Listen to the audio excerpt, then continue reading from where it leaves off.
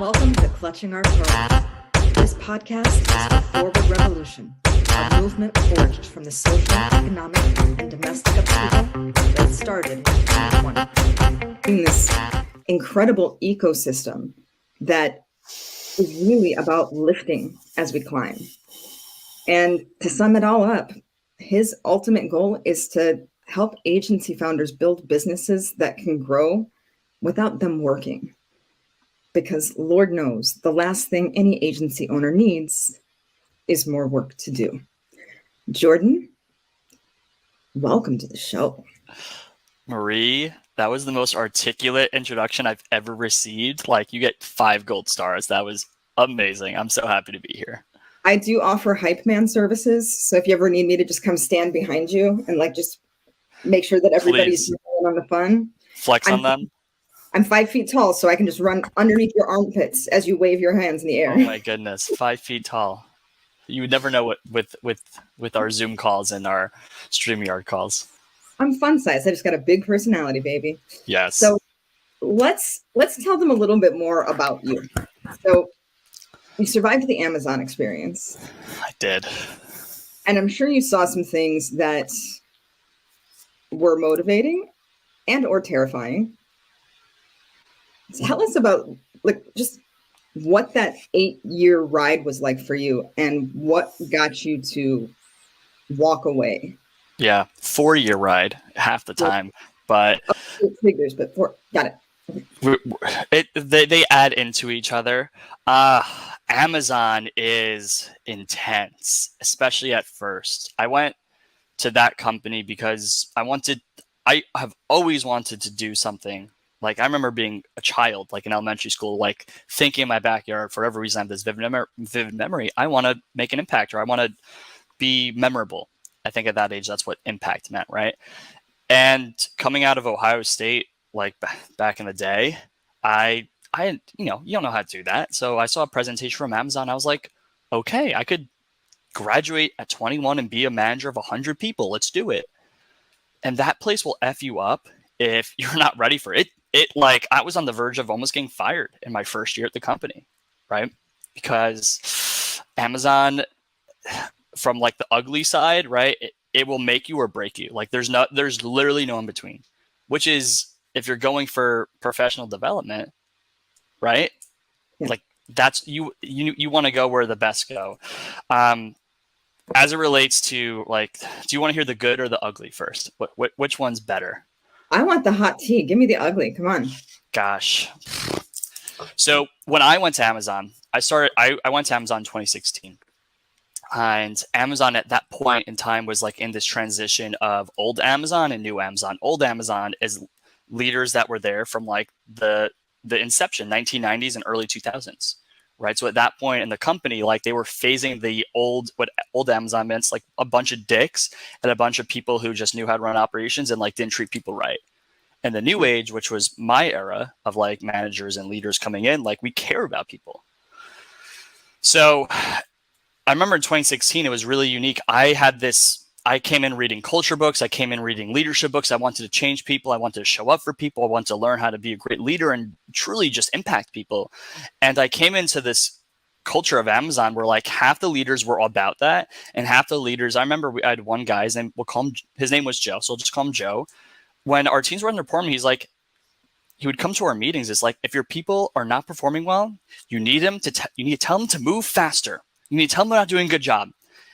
And he'd walk away, and everyone in the circle, the new era, would be okay, we're going to ignore everything Joe said. We're going to go talk to our people. We're going to connect with them. But also, some of the other ugly is, when I started at the company, I started with 50 people, all new hires, right? And this is, given the sample size, I think a year later, half them are gone, right? So if you are not ready to work 12-hour days, if you're not ready to commit yourself to learn how to be an operator, get intense feedback, consistent feedback, and a lot of people can't emotionally and egotistically handle that, you're going to be out in a year, max, right? So that's some of the ugly. And I think it was my 9th month, I had a sit-down meeting with my manager, and he's like, "You're not cutting it. If this doesn't change, we're going to have to have a serious conversation. I knew that meant like I have 1 month to turn around, or I'll get put on what's called a PIP, which is Oh like yeah, performance improvement plan.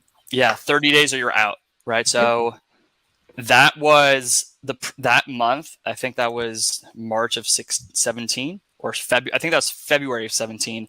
I started investing back into myself because I wasn't getting what I actually need from Amazon. So like as big as Amazon is, as good as their systems and processes are, it relies on the manager you get assigned to. I had a bad manager. He didn't train me well. He taught me the technical things well because he was a technical person, but like I need the systematically, how do I handle you walking into a team of 100 people? I have like 20 priorities. I have all these things I need to do. And like my perception is this is important, but like what I'm not actually being told is these 5 things are important. No one's telling me that, right? So it took me a little bit to find out Amazon is a better place now, right? It transitions some of the ugly leaders out or like into like non-people leading roles. And, it's either survive or die, like die being quit or like leave, not actually die. So yeah, so that's some of the ugly, and that's some of like my tumultuous experiences there from a high level. And so first of all, of course I have thoughts. It's kind of my job.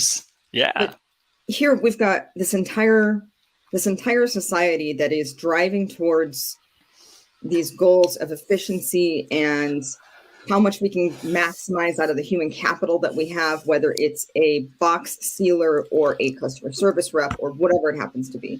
Meanwhile, Jeff Bezos is shooting himself into space over and over again. And I'm really voting that we get to leave at least one billionaire for every in space. In space. Just colonize, enjoy. Or maybe you go to an iFly if you want to feel weightless. Let's stop putting all the money into just frolicking amongst the stars. Yeah.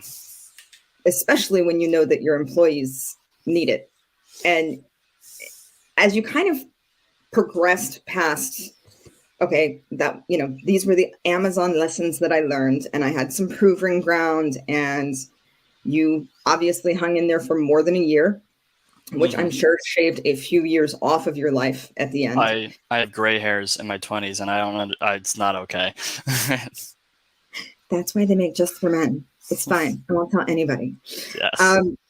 But as you look at what they've gone through in the past couple of years and the PR around the treatment of their employees, is that something that you saw coming, or is it just... Yeah, we'll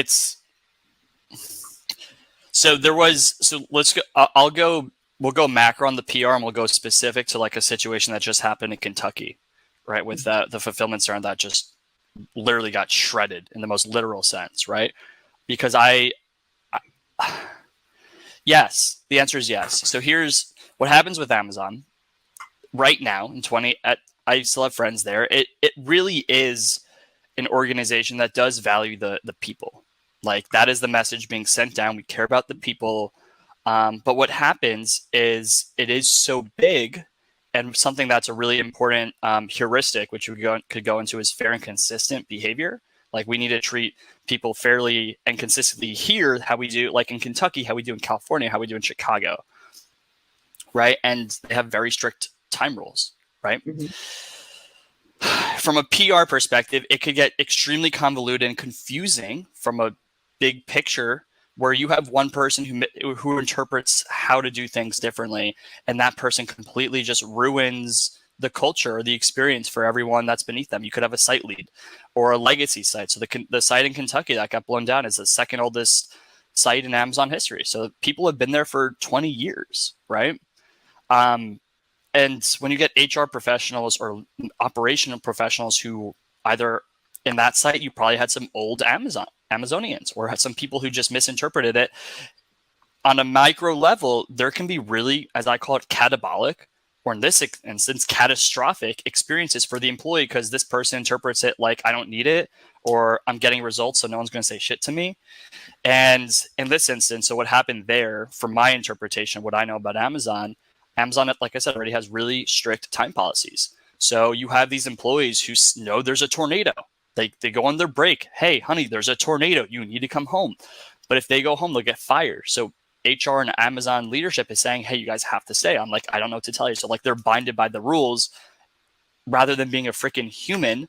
Hey, there's a tornado, you can go home. It's okay. And that place got literally shredded. Like people died. This is a horrible catastrophe. Like, and that's a huge PR. That's more than PR. That's life. That's human life, right? So yeah, I totally saw that coming because I've walked into places where the culture's shit, and it's like, how are you guys even interpreting the thing that I'm interpreting? Like, let's not treat people like this because that's not what they're actually saying to do, right? Yeah. So it What really. employee manual said, you can totally pee in a bottle because you don't have time to stop at a bathroom while you're driving. And by the way, don't put your shit bag on the conveyor with the rest of the things that are going into the mail. Yeah. Please. Yeah. Like, so. And what amazes me, Jordan, is that they were able to get people to buy in to the idea that this was what it took to make it. Right? When we think about Henry Ford starting the assembly line and, all of the work I'm a Detroit girl. I was born in Flint. Yeah. So like that's Flint. Yeah. Both of my parents worked at GM. Like that's just what everybody did. And that initial system was set up with checkpoints for humanity. More than what we're seeing from the hyper operationalization of humanity that happens within an organization like Amazon. And I know through the conversations that you and I have, because we do talk, we have our goss sessions, that your dream was not to get out into the world and see how much you can squeeze out of the human soul for a minimum wage or slightly higher dollar. So when did it become so uncomfortable for you that you were just like, I can't be part of this. Not only can I not be part of it, I've got to go start my own thing so that I can show people what's supposed to happen. Year one, I never went to Amazon with the intention to work for Amazon. I went in the intention, I got my master's at Amazon. That's why I was there. Like I went in with the why, knowing my why from the beginning, right? And I think, when you have a really clear intention behind anything, right? Like the right people will show up, like they will manifest into your life, right? So in that first year, I'm just learning how to operate. I'm learning the basics, and the right person showed up, right? Where he talked about culture, and he had a loose definition of what culture, how I say it. I think I've told you about it. Culture is what your people say and do when you're not around. It's how they act and perform, right? When they're alone. And I found this leader, Asid, who really embodied that. And he was great. He was intense. I got grilled by him more than once. He once told me, if you ever want to grow, in my first year at Amazon, he said, if you ever want to move up in this company, you need to stop doing stupid shit. And he'd said that for like 10 minutes and it ripped my heart out. But he really understood that, like, what culture actually was. You need to treat people right. You need to communicate well. And, moments like that, like really lit a beacon where it's like, working in a warehouse is stressful.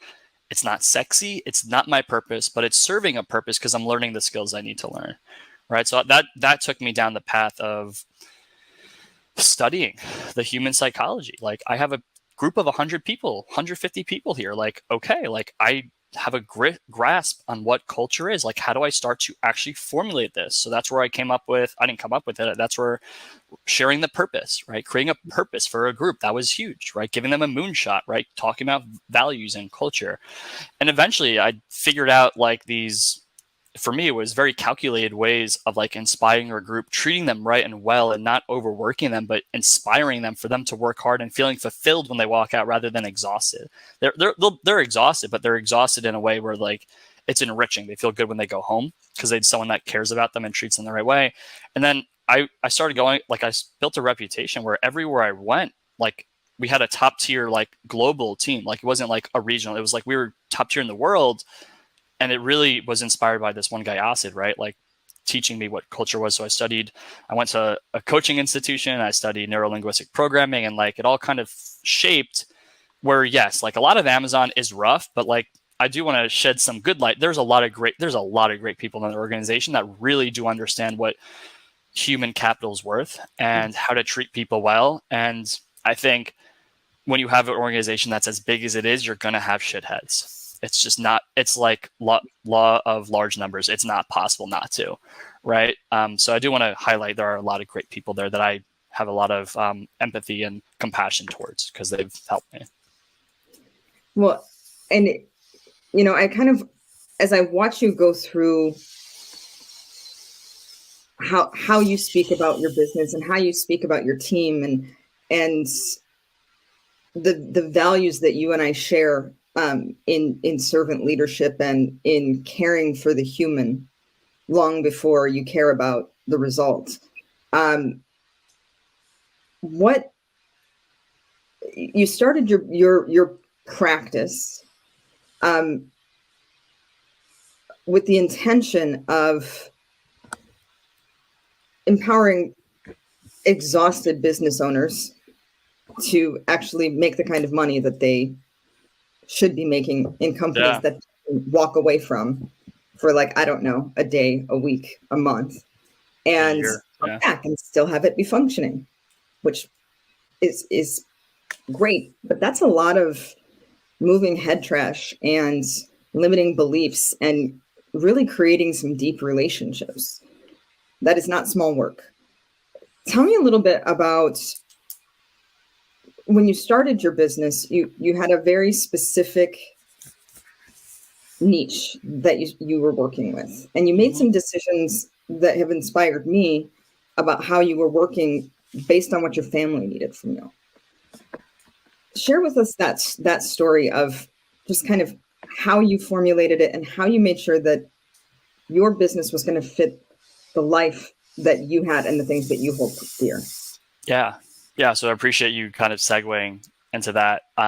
So when I got to the point where I could be my solopreneur, right? And the work I was doing on the public facing side was I'm going to help you build a business that's going to operate without you. I'm going to get you we're going to fix all the problems. We're going to build a great operation. What lies behind that, what lies behind a lot of the work, at least what I do, because the skills that I have, like it took a number of years to build,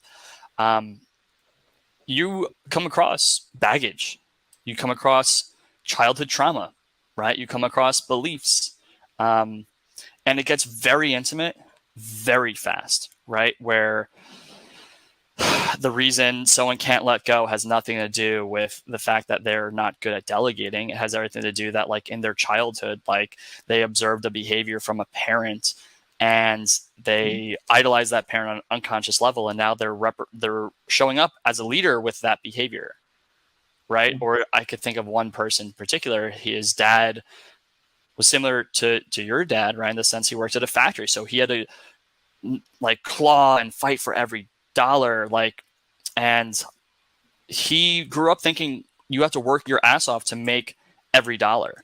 And that was a belief that like he couldn't let his team take control because he had to work hard, right? So it gets intimate really fast. And I had a discussion with my wife. We had a discussion. It wasn't we had a discussion together.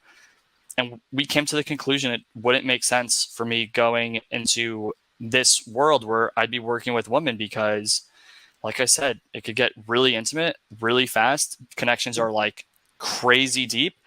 And I just knew ecologically that wouldn't be, we decided, right? It wouldn't be a situation that would work well for both of us, right? If my wife knows that during the day I'm connecting on an extremely deep level, maybe with a female entrepreneur, helping her through her trauma, we have this crazy connection.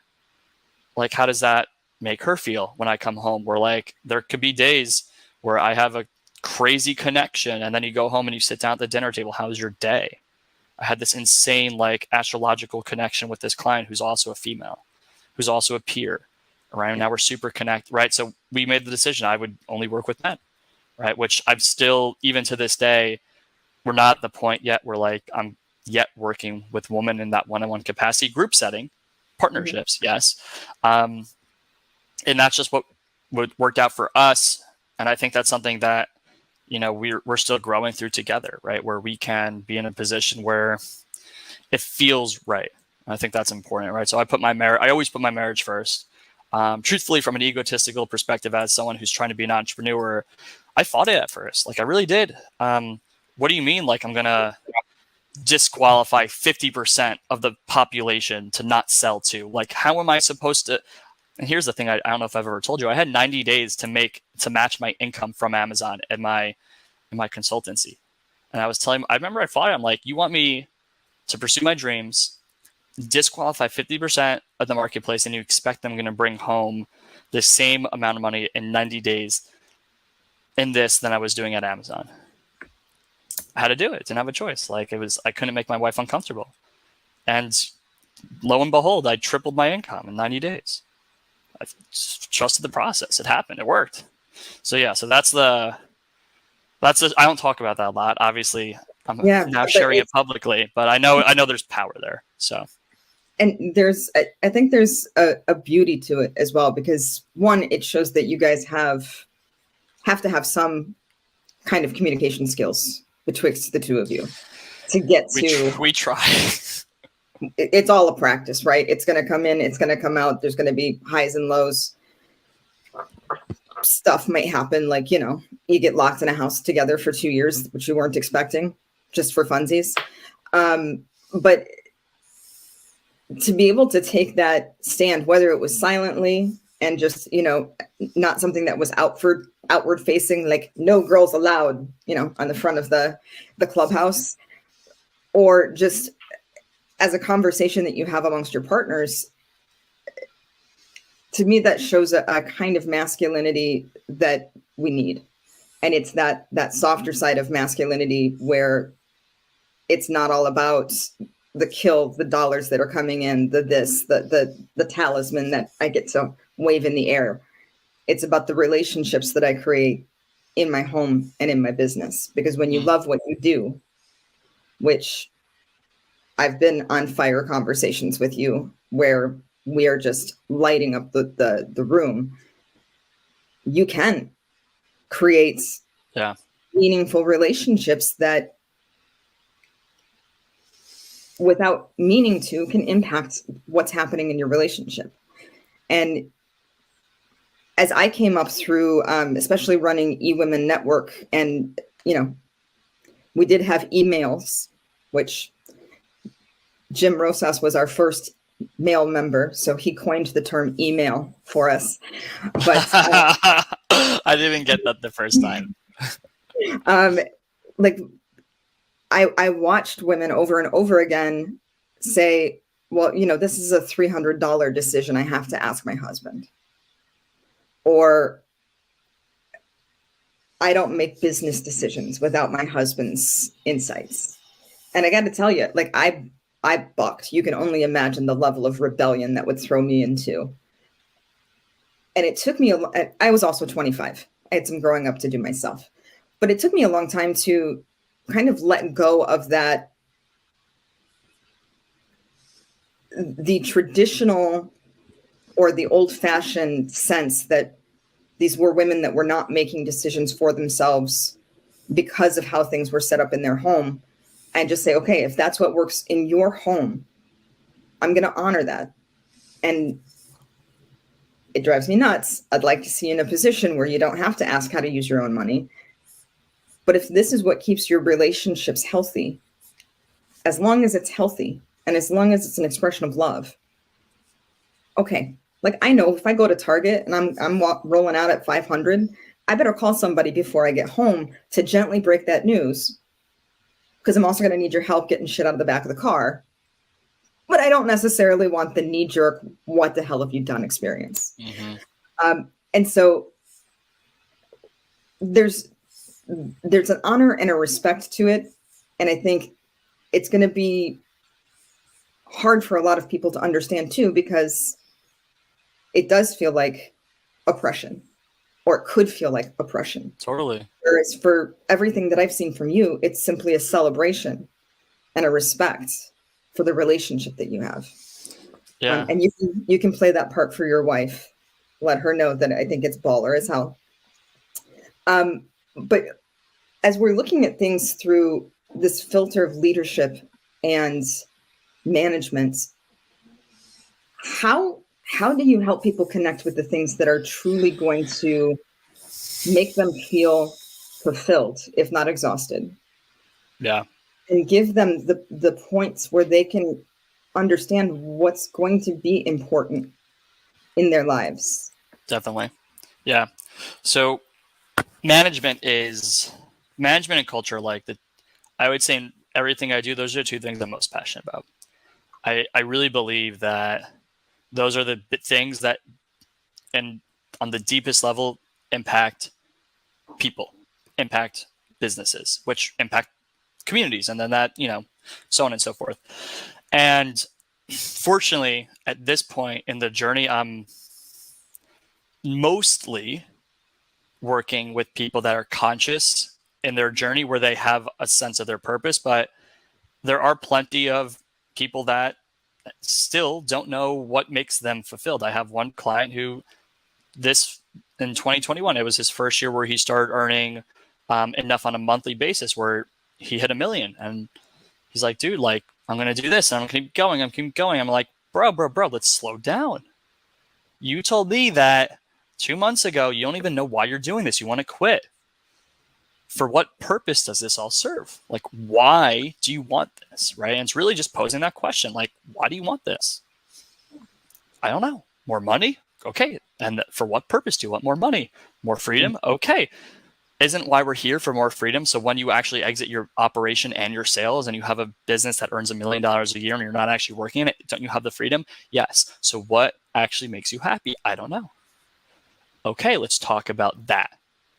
Right. So it's taking people down this journey. Like for fulfillment specifically, we could look at things that make people feel inspired or energized. But I think the biggest thing behind fulfillment is like having a sense of purpose.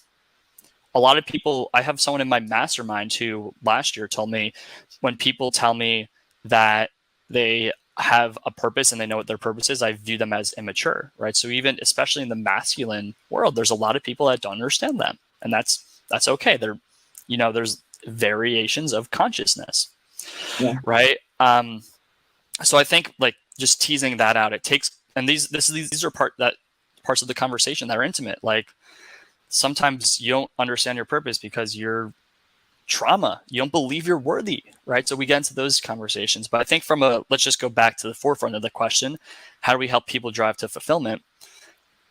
If people are understanding where they want to lead from because they understand what fulfills them, it's to exit them out of their business in terms of being required to be on a call to sell or being required to be on the day-to-day for operations so they can just focus on their gifts.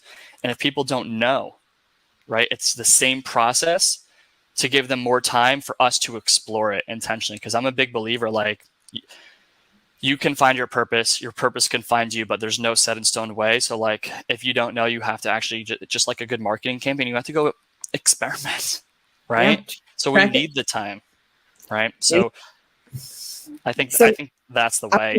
I want to pull into this some people always raise their eyebrows when I say shit like this. They raise their eyebrows at me a lot. But one of the things that I love being able to track things back to are KPIs, key performance indicators and metrics. Because when I first started out in my company, I had a lot of husband and wife teams, and we'd talk about goals.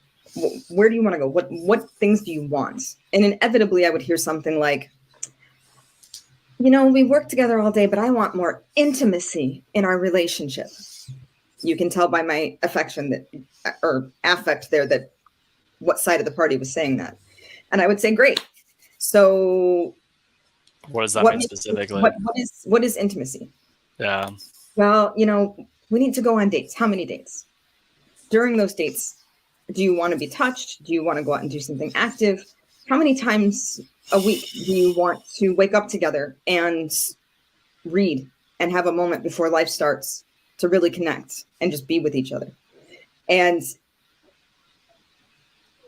then you've got to look back at those things once they've happened and say, is this what actually connected? Do I feel? And I got it. Poor Giuseppe, my partner, a couple months ago, he looked at me and he said, I wish you would kiss me more. And me, being the dork ball that I am, said, okay, well, how often would you like me to kiss you? Do you want me to surprise you and kiss you? Do you want, like, what's going to make you feel like you're being kissed enough? And I'm sure I went on some ridiculous diatribe, which I want to do. But he looked at me afterwards and he was like, I really just kind of wanted one kiss now. I'm like, okay, I can get a little overzealous. But when it comes to taking away emotional experiences from the work that you do, or to truly hit a goal and know that it's made an impact, you've got to be able to measure it. Yeah. And then you've got to make sure that it did what you wanted it to do. When people get stuck, we all come with programming. You're an NLP dude. You know that we've got a ton that we show up with, whether we like it or not.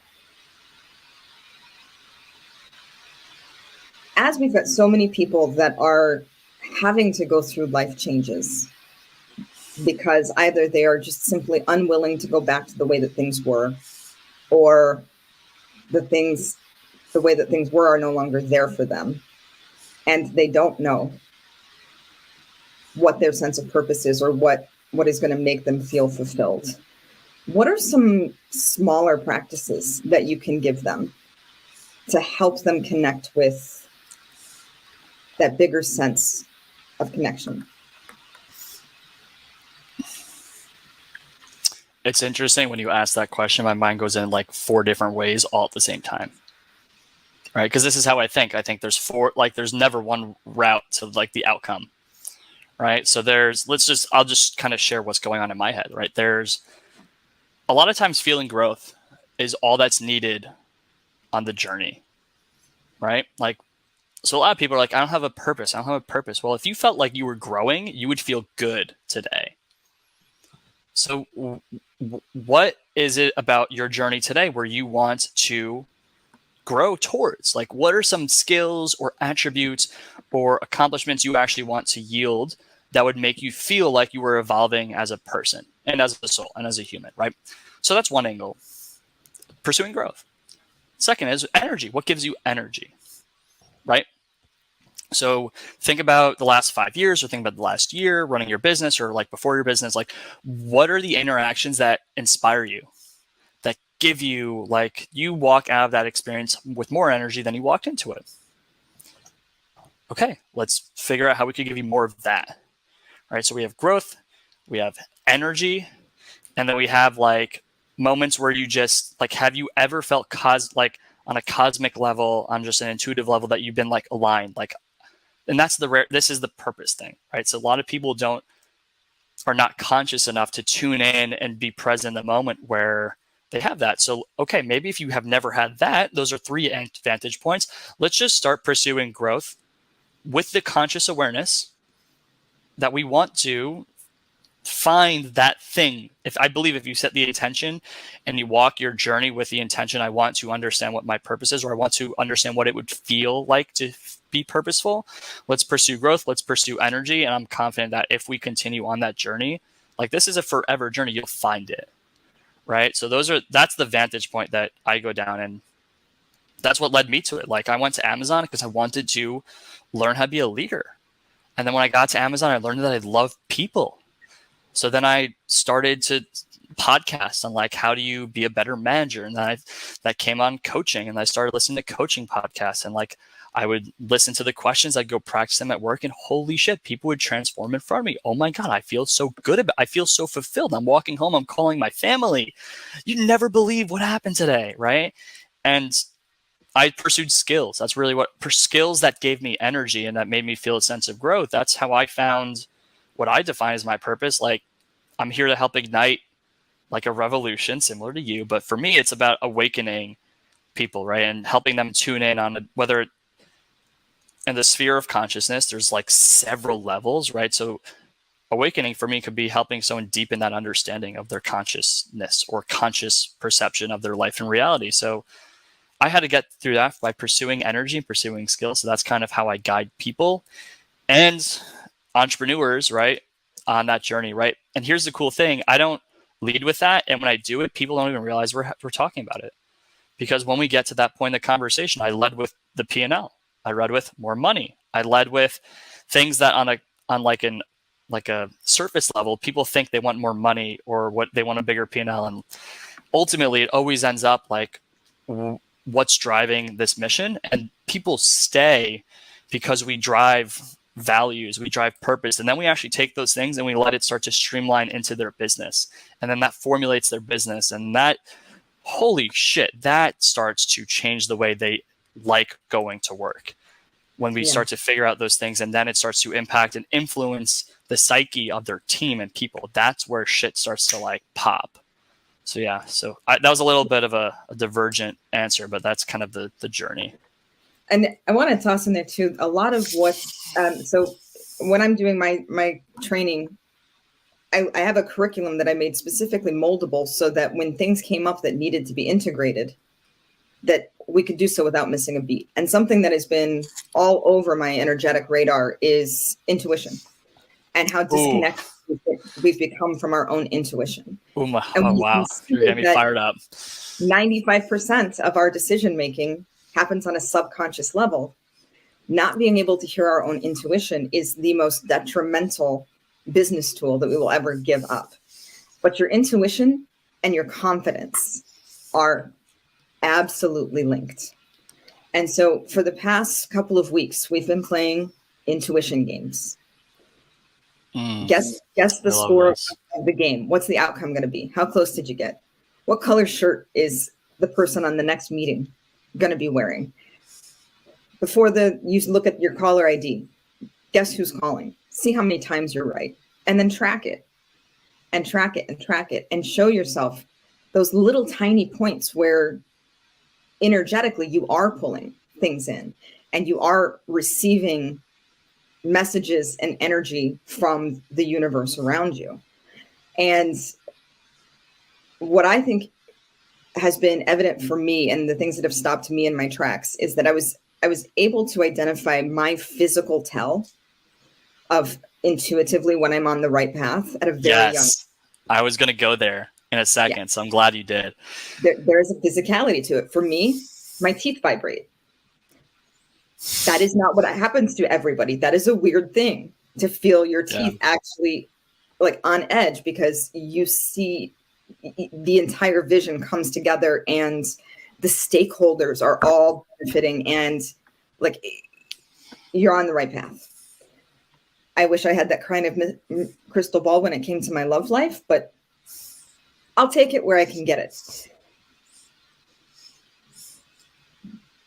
What's your physical tell? How did you find that for yourself? Yeah, well, the way I learned about intuition through my coach training back in 2018, right? So I think it was literally day one. There are 3 ways.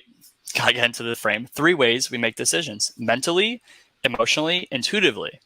Up until that point, I wasn't even aware you can make decisions intuitively, like but like you don't actually know. Mm-hmm.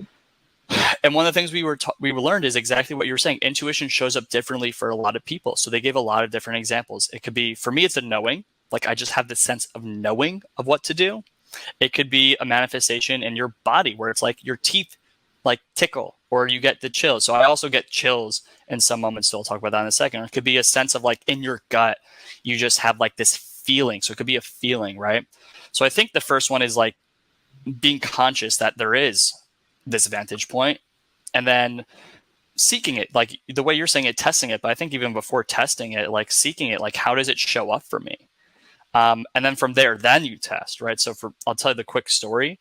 And then I have 2 ways it shows up. So I leave this conference. It's in New York. I grew up in Long Island, so I'm taking the Long Island Railroad home. I leave my suitcase on the train, like above like where they hold the suitcases. I follow the train all the way to the last stop. And I'm going, like trying to figure out a way in. The train's like parked. All the doors are closed. There's 1 window open. Logically, so I'm conscious, like I'm like aware that this is the thing. Logically, I can't jump in there. The train's going to leave. I'm going to be stuck going back to Manhattan. Intuitively, like I just knew it's going to be okay. So I jumped in the window, got my suitcase, threw my suitcase out the window, jumped out. And that was my first experience. Holy shit. I just used my intuition and it was right. Fuck. Right. And then the second way, like when I connect with people and they're telling me a story, I just have this, I get the chills when I connect with people that are like powerful, whether they know it or not. And I literally, I get goosebumps and chills all over my body. And that's a very intuitive thing for me. Yes. But we should note that there was a disclaimer that we are not recommending you to throw yourselves through any vehicles. It was a parked train. Yeah, so I get chills throughout my whole body. And then I shared that, like, hey, like I just had a very intuitive, and I think this is important too, right? A lot of people are scared to share that they just had an intuitive moment. I think it's important. I'll be on calls like this with people and they'll be telling me about themselves and I'll get chills all throughout my body, goosebumps everywhere. I'm just like, hey, like, do you mind if I just share something with you? Like, so I have this thing intuitively when I connect with someone who's like really powerful, they're on a mission, like they're going to make a massive impact. I get chills all over my body. I just got that with you. I just want to let you know you have a way bigger purpose here than you actually realize. First off, no one talks to people like that. Mm-hmm. No one that raises the vibration, the consciousness of that person to like awaken. Like that's the hope. I'm hoping they reawaken to what they're actually here to do. And that there's a vantage point, intuition, like they could tune into it, right? So that's how I receive it. That's how I interpret it. That's how I use it. But that's how I also share with people because I think that's important too. Like you want people to know that that's happening as well. Yeah, and I love that point because so often, let's face it, we're humans. We're egocentric, and it starts with us. Humans hard. But when you can see the beauty and the alignment of another human, not in how it's going to serve you or in any way that is, profit oriented, but how they're there to change the world, you start to collect more of those spirits and those aligned people that can help you make the world a bigger and better place. Beautiful. And for those of you that have not yet connected with Jordan, look for him on LinkedIn. It's pretty simple. It's Jordan Ross. That's my name. And his website is the number 8 figureagency.co. You're going to be seeing a lot of really provoking thought leadership come from Jordan and his team. And one of the things, Jordan, that I absolutely have to commend you on is when you and I connected, we did have that lightning moment, right? And I cried. That's what it was. I do like to make you weep openly. It's funsies. But you took that and then you took feedback from me, which was not soft. I think I looked at your website and I told you that you had a white dude bruh website. And I wanted you to tell me more about it because it didn't feel like it matched your goals and your values. And you were able to take in that conversation from a place of abundance and from a place of, wait a minute, this is somebody that cares about me enough to say the hard thing. And she just met me. So it gave us some great footing. And I think part of it was intuitively knowing that you and I could communicate leader to leader in a direct fashion, and that I knew that that the magnitude of your spirit and how you show up was so much bigger than what I was seeing that I would have been remiss in not saying, Jordan, yes, but so much more, because this world needs more of yous. And you took and reflected that right back, which was just an absolute experience in professional love. And so first of all, I want to thank you for that, because that was an experience for me that allowed me to step into that moment of intuition that this person is worth it, that given in the appropriate context and with love, this kind of feedback helps to raise all of our vibrations and that you would hopefully do the same for me. Yeah. And when you see me doing something tarded, that you like get in there and smack me around a little bit and put me back on track, because we all lose our vision from time to time. Yeah. And I want to just share some of like what resulted for me as a result of that feedback. And even as you say, it reaffirms it, because it's just like sunk in, like what I'm here to do. Before that, I want to help raise the collective consciousness of the planet, which embodies a lot of shit, right? That's like a lot of people say that's voodoo millennial bullshit. Like it does though. I want to help save the planet. Like I believe we need to save the ocean, need to save the rainforest, need to like, I'll do all the things, right? So, but the biggest thing you've helped really bring to my conscious awareness is, from an ecological perspective, help uplift communities that don't have the privilege of growing up. I grew up white and Jewish, right? If I need to call a few millionaires, I can do that, right? And that part of my story and my mission, I didn't have clarity on. I want to help uplift people and communities that didn't have the same white privilege that I have. And that wasn't as important. It was. I don't want to undermine that it wasn't, but it wasn't as conscious on the level of importance until you raised it to my awareness, which in the moment, like getting hard feedback is never fun, but like walking away from it, like you really radically shifted. Like I have 3 things: collective consciousness and like awaken people, environment, uplift communities and people, right? That don't have the same opportunities that I did. Right.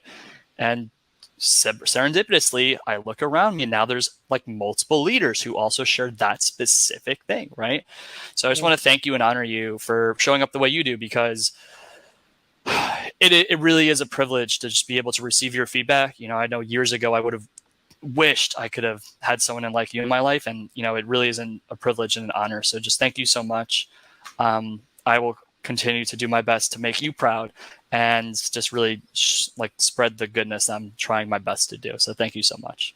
Well, I think you're doing an incredible job, and I want to make sure that folks know how to stay connected with us, because there is so much more goodness to come. We all have to lean in right now. And I'm not talking about Sheryl Sandberg lean in. I am talking about, we have to decide what kind of world we want to create and how we want to create it. And Jordan, thank you for adding your paintbrush to this incredible canvas. Oh, Thank you all thank you so much. Girls, and we will talk to you next week.